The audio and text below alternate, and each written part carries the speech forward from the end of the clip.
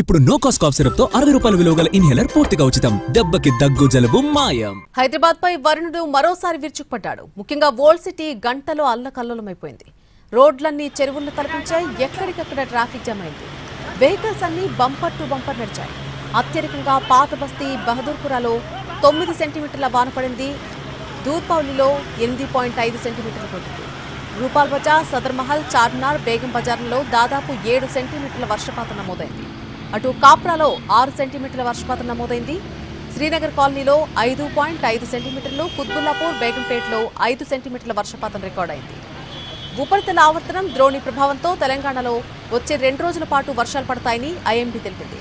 కామారెడ్డి, సంగారెడ్డి, మెదక్, సిద్దిపేట, వికారాబాద్, సూర్యాపేట, నాగర్ కర్నూలు జిల్లాలకు yellow alert జారీ చేశారు.